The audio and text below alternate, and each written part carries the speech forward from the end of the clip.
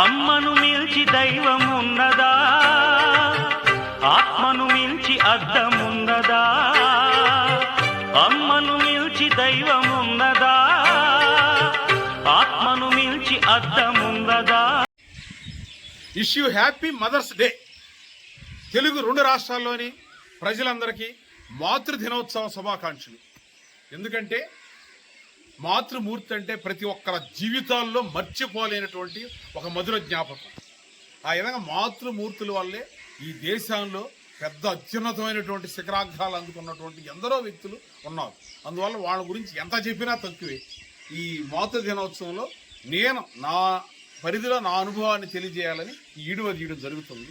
నేను మామూలుగా ఒక సాధారణ వ్యవసాయం చేసే రైతుని. నాకు ఎంతోమందికి పెద్ద పెద్ద స్థానంలో ఉన్నప్పుడు కూడా ఒక్కో సందర్భంలో వాళ్ళ సొంత మాతృమూర్తుల్ని జాగ్రత్తగా దగ్గరుండి చూసే వీలు కలదు.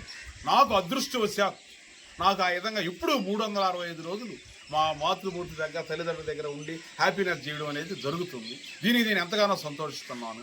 అంతేకాకుండా నేను 4 మాతృమూర్తులతో అద్భుతమైన ఆదర్శమైనటువంటి బంధాలు నాకు ఉన్నవి. ఈమె మాకు జన్మనిచ్చిన తల్లి వేటగిరి సుశీలమ్మ. ఆమె ఏకైక సుపుత్ర సంతానం నేనే. ఇంకో విషయం ఏంటంటే మా నానమ్మ, ఆమె వేటగిరి సంజీవమ్మ అని ఉండేది.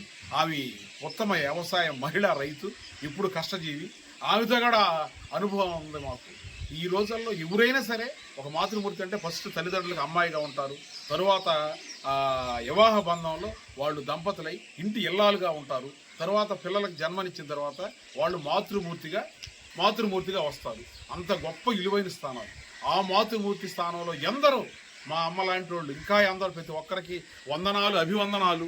వాళ్ళు ఏంటంటే తనయును వీరునిగా తీర్చే తల్లిగా ఆలయాన వెలిసిన ఆ జగతి ఇల్లాలే ఈ జగతికి జీవన జ్యోతి అని దాని గురించి కూడా చాలా ఉన్నాయి.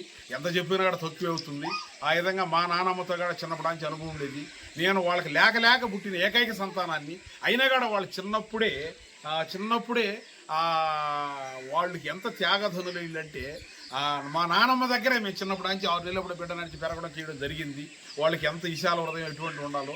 ఆ తర్వాత ఇంకొక మాతృమూర్తి నాకు సంబంధం ఏంటంటే మా శ్రీమతి గారి అమ్మగారు, ఆమె ఏడుబాబు శంకరమ్మ గారని. ఆమెను కూడా చూసి ఆమెకు ఒక్క కుమార్తె.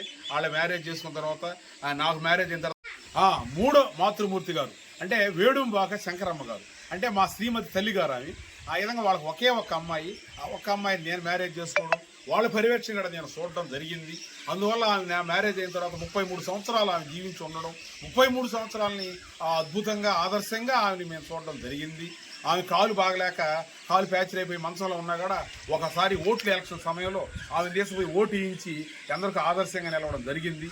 అక్కడున్న పోలింగ్ ఆఫీసర్లు, అక్కడున్న పోలీస్ ఆఫీసర్లు కూడా అయ్యా ఏంది అమ్మిడి తీసుకుపోయారు అన్నప్పుడు చెప్పాను నేను. అయ్యా ఆ వయసు 90 ఏళ్ళు, ఆమె 70 ఏళ్ళు ఓటు అనుభవం ఉంది. అంత వయసు ఇక్కడ ఎవరికి మనకు పూర్తిగా లేదు అన్నమాట. వాళ్ళు సెల్యూట్ చేసి ఈ విధంగా పెద్దవాళ్ళు చూసేవాళ్ళు ఉన్నారా అని అన్నారు. అది ఒక స్వీట్ మెమరీస్. తర్వాత మా శ్రీమతి గారు అంటే మా వారసులకి ఆమె తల్లిగారు, ఆమె మాతృమూర్తి. ఆమెను కూడా ఈ మధ్యన కొంచెం అనారోగ్యంగా ఉండి కూడా బాగాలేనప్పుడు కూడా ఎంతో హెల్ప్గా చూడటం జరిగింది. ఈ విధంగా నా జీవితంలో 4 మాతృమూర్తుల్ని ఎంతో అద్భుతంగా చూడటం, ఆ ఆనందాలు పంచుకోవడం జరిగింది. అందుకే ఈ మహిళా దినోత్సవం రోజు ఇక్కడ వీటి గురించి చెప్పాలనుకుంటున్నాము. ఎంతమందికి ఎన్ని కోట్లు ఎన్ని విధానాలైనా ఉండొచ్చు, కానీ ఈ విధంగా మాతృమూర్తి బంధాలు, తల్లిదండ్రులు అనుబంధాలు చాలా గొప్పవి. వాటి కోసం కొంత సమయాన్ని కేటాయించి ఎంతో పాటుపడితే ఎంతో చాలా మంచిది. అందరికీ వందనాలు. సర్వే జన సుఖినో భవంతు. అందరూ బాగుండాలి, అందులో మనం ఉండాలనుకోవాలి. Okay, thank you.